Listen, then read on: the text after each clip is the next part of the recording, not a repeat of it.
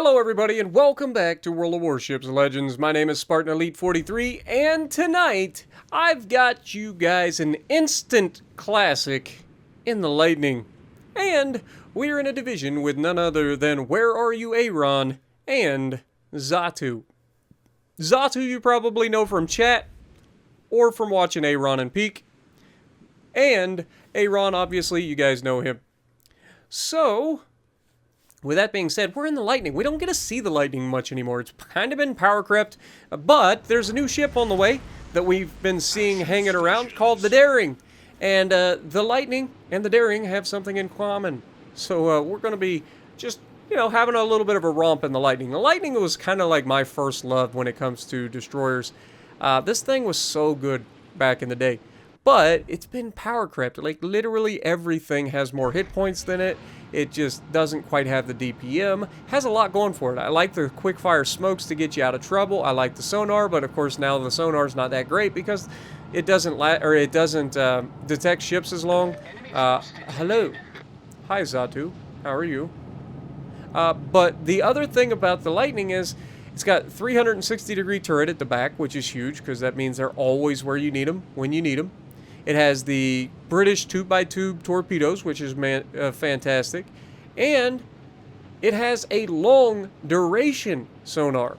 While it may not be able to detect ships from a long distance, like the Germans, it lasts longer than everybody else's sonar. Which means you can pop it relatively early and have a decent amount of comfort and know that you're not going to be absolutely ruined by torpedoes, which is a big deal. And it sticks around forever. I want to say it's like 2.5 minutes or something like that the sonar stays on, which is crazy. Now, I'm not going to lie to you guys. This one's not really going to be about damage. We are going to have to clutch this game out. It's going to come down to the wires, and it's going to be very, very close. And I don't play particularly well here. In fact, I end up missing so many torpedo opportunities because I go for tube-by-tubes and end up missing out because of it. You go for it. When you have the ability to go for the home run, a lot of times it baits you in and gets you into trouble. And that's what I end up doing. I end up looking like a doofus a lot when I use tube-by-tube because I go for tube-by-tubes hoping for the home run and I end up missing every one of them. Rather than spreading the torpedoes out a little bit, giving yourself a chance.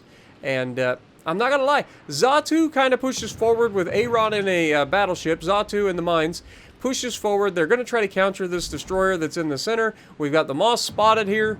I wish that I could actually engage him, but I decide to go ahead and start to engage the Leon. We've got the smoke coming out. Again, we only get like 40 seconds, 42 seconds of smoke here. So we go ahead and start firing at the Leon. He just fired his guns. We're hoping for fires here because he had just damage conned according to Xatu. So we go for that. Two of the destroyers are there with Xatu and Aaron. And unfortunately for Xatu, there's a poor, I want to say it's an Amagi over there that comes around the corner and absolutely ruins Xatu, which is just really unfortunate. Now we finally get our first fire, and we're going to try to see if we can get a second one here. We're aiming further forward. Down goes, it was Turpets that finished him off. It was a Turpet. I'm fairly confident there was an Amagi at play as well. But either way, Turpets manages to finish off Xatu, and we could not do a second fire on the Leon here. Well, Aaron has moved up into the center cap. The Moss has been pushed out. Neither of their two destroyers that were there got killed, unfortunately. And now they have a York pushing forward. They have the Leon here trying to regroup with them. And they have the Turpets over here with two of their destroyers. It's not a preferable situation for me to go walking into. But we're going to try to get in here. We know that Aaron's going to be getting reset, so we got to try to get in here, try to get this base capped. Our team has capped the Charlie base, which is huge. That's going to give us a points lead, preferably. We have managed to trade a cruiser for a destroyer, which, in my book, I don't mind that because destroyers, at the end of the day, are much easier to carry in than cruisers. Cruisers, you got to work your butt off and avoid. Destroyers, you can just stay hidden pretty much the entire time. Now you can see this Leon is going to be just a ginormous pain in the backside. We go ahead, we smoke up. Again, we're looking for the fire here. And we're just not going to really get it. The York is pushing towards us. There's the fire, actually. I lied. We do get the fire. I thought we didn't. Oh, he DCs. That's right. He DCs this fire, and then I don't think I get another one, which is really unfortunate. And York is in a position where he's getting smacked by our teammates over at Charlie, which is good. And it looks like our team's going to be well on its way to controlling this map. But unfortunately, that ain't the way it works out. Our team falls apart hard. We've already lost 3 ships. They've only lost 1. I'm struggling to finish off this Leon. I can't seem to get the fires on him. I'm trying to hit the superstructure, get a fire. Just can't seem to get the fires. We have captured the center cap. We also have the Charlie cap that gives us a 2 cap to none advantage currently. Now, my goal here is to use my sonar and push out in front of Aaron to protect him from potential torpedoes from the Moss and whatever else destroyers are out here. That's the goal. Now, I know the Moss is low health, so I should be able to win a gunfight with him if we get into it, but he's not the only one that's here. We got the York here, we got a Tirpitz, we've got the Leon, and the Moss is not the only destroyer here. There's the Amagi. I knew there was an Amagi. I was like, I'm fairly confident there was an Amagi somewheres. But yeah, Amagi's here, Leon's here, they're both low health. I'm hoping that we can get this kill, and I'm also hoping that their destroyer has just, you know, took off. The further he gets away from our Aaron, the better. But yeah, you can see I go ahead and I launch on Leon, and then I'm expecting him to double back and try to stick with the Amagi for the will to rebuild. Our teammate is sitting broadside and appears to be beached up in the top left corner of the map. And so he's probably not long for this world. And as we turn in, you can see Amagi has just been touched, so we're thinking about going ahead and shooting him. And just as we start to engage him, their freaking Moss comes around the corner. And so we have to divert our attention away from the Amagi to the Moss to try to finish him off. He starts to turn away. He's going to smoke up too, I believe. Or actually, I smoke up because I'm afraid of getting shot here. We get a double fire on the Moss. He's going to damage con that. And then, of course, we're not able to respot him because he's around the corner. And then we pull out of our smoke and start shooting at the Leon, which is just dumb. I don't know why I did this, but now I'm beached in a bad position, and there's plenty of people that could potentially ruin me. Leon's not currently looking at us. We did get a fire on him, which is big. I think that's a permafire as well. I don't know how long it's going to burn, and never mind, it's out. So that answers that question. However, we're still doing a little bit of damage to him. And you'll notice that the enemy has won the Alpha cap and is now heading in our direction to start working on the Bravo cap. Leon is running for the hills. He's out of our effective range. We can't really shoot him at this point. We are spotted because we did shoot and there's a destroyer and the Leon was in our range. So we're going to double back. Now, here's where I try to use Aaron for bait. This Tirpitz wants nothing more out of his life than to try to torp strike a battleship. That's what they live for. So my thought process here is to go tube by tube and wait for the opportunity for this Tirpitz to commit to the charge and then catch him as he comes around the island. That's the plan. Unfortunately, the best laid plans are seldom what actually occurs. You can plan for everything, but at the end of the day, it comes down to whether or not the person that you're shooting at is, you know, smart or not. Now, he gets torpedoes launched from his right side, and you can see I start to freak out a little bit here. I want to spread these torpedoes out, which is why you see me launching left and right of the direction that he's going to go. And I'm like, okay, well, we should be able to hit 1 or 2 of these torpedoes. I'm not expecting to hit all of them, but it would be nice to hit more than 1 to soften him up. The teams are very even at this point. Both teams have 2 destroyers. Both teams have a couple of battleships. And their team actually has a cruiser left. So, while the teams are even, the enemy is now capturing the Bravo cap. And I've got to be careful here because I can't afford to get into a fight with a battleship at close range as well as more than 1 destroyer. We know these destroyers have been hiding together, so I don't know exactly. And as I say that, we get torpedoes spotted towards our battleships in the back.